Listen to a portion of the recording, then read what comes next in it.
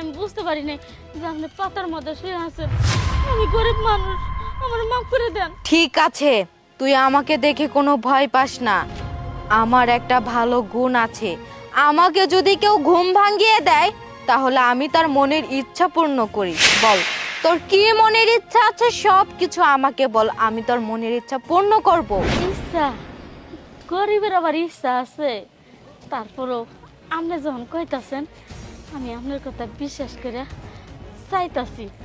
আমার এই দুনিয়াত না আপন বলে কেউ নাই।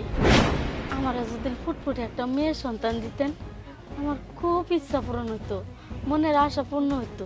ঠিক আছে, তুই কোনো চিন্তা করিস না, আমি তোর ভবিষ্যতে দেখাশোনা করার জন্য সুন্দর ফুটফুটে একটা মেয়ে সন্তান এনে দিচ্ছি। দেখ, তোর পাশে তাকিয়ে দেখ, সুন্দর একটা ফুটফুটে মেয়ে কন্যা এনে দিয়েছি। সত্যি তো, আজকে থেকে এটা আমার মাইয়া।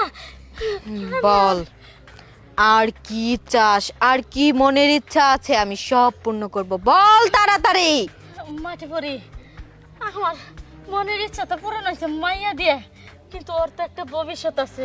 ভবিষ্যতের জন্য যদি কিছু দিতেন খুশি হতাম, কারণ আমি গরিব মানুষ তো, ওরে মানুষ করার মতো সামর্থ্য আমার নাই। ঠিক আছে, তুই কোনো চিন্তা করিস না, তোর মেয়ের ভবিষ্যতের জন্য আমি তোকে কিছু উপহার দিচ্ছি। এই যে দেখ, এইখানে অনেকগুলা স্বর্ণ গহনা আছে, এগুলা তুই বিক্রি করে অনেক দিন চলতে পারবি।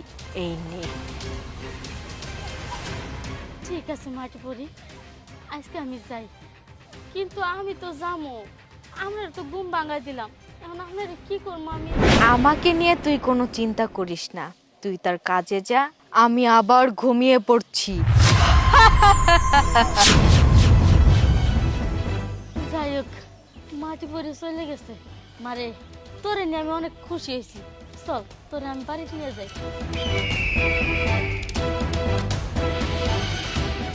মাই গো মাই, এই গাছটাই তো মন থেকে আমি দেখলাম এই জায়গায় ঝাড়ু দিছে, আর ওই মাটি পরিটা বাইরে হয়েছে। দেখি, ও তো বোকা, একটা ঝাড়ু মারছে, আমি 101টা দেবো।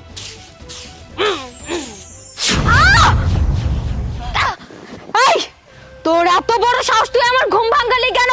বল, কিসের জন্য ডেকেছিস? আহা, তোমার ঘুম তো আমার এমনি ভাঙাই নেই, তোমার ভিতরে না অনেক গুণ আছে। আমি দেখছি নুরুজ একটা মেয়ে চাইলো আর গয়না চাইলো, তুমি দিয়ে দিলা। শোনো, আমারও সুন্দর একটা মাইয়া দাও, আর অবশ্যই গয়না পড়তে থাকতে হইব, গয়না থাকতে হইব। ঠিক আছে, এখন তো তুই আমার ঘুমটা ভেঙেই ফেলেছিস, এখন তো তোর ইচ্ছা আমার পূর্ণ করতেই হবে। তোর সুন্দর ফুটফুটে একটা কন্যা সন্তান দরকার, তাই না? ঠিক আছে, তুই চোখটা বন্ধ কর। এখন তুই চোখটা খুলে তোর পাশে তাকিয়ে দেখ, সুন্দর একটা ফুটফুটে মেয়ে দাঁড়িয়ে আছে। ও মাই মাই গো, এত সুন্দর গয়না পড়তে, কিন্তু আমার মনটা খারাপ হলো। মেয়েরা তো দিছো, মেয়ের হাতে তো একটা জামাই দরকার, সুন্দর দেহের আছে, মেয়ের জামাই দাও আমার। আচ্ছা ঠিক আছে, তুই কোনো চিন্তা করিস না, তুই আবারও চোখটা বন্ধ কর। তোর পাশে তাকিয়ে দেখ, তোর সুন্দর একটা মেয়ের জামাই এসেছে।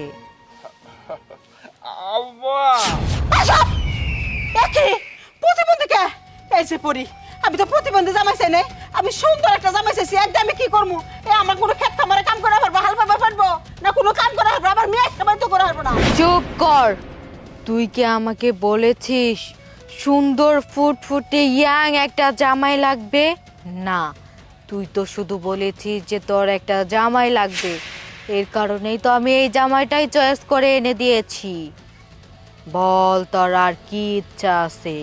ও, এরা তো আমারে ভুল হয়েছে যে 8 পাঁচ সোজা জানি থাকে, আমার কইতে ভুল হয়েছে। যাই গে, যাবার হয়ে গেছে গা, আল্লাহ যা করে ভালো জন্য করে।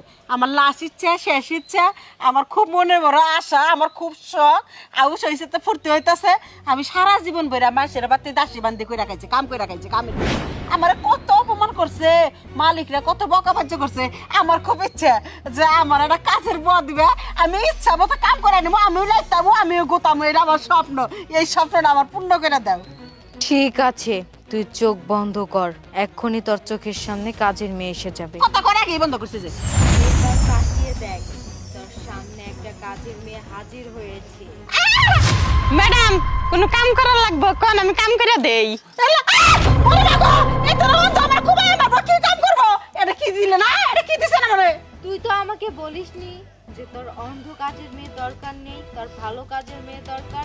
তুই যদি আমাকে বলতি তাহলে কি আমি তোকে অন্ধ কাজের মেয়ে দিতাম? আমি এখন এটা কি করব? তোমার বিপদে ফেলাইলি কে?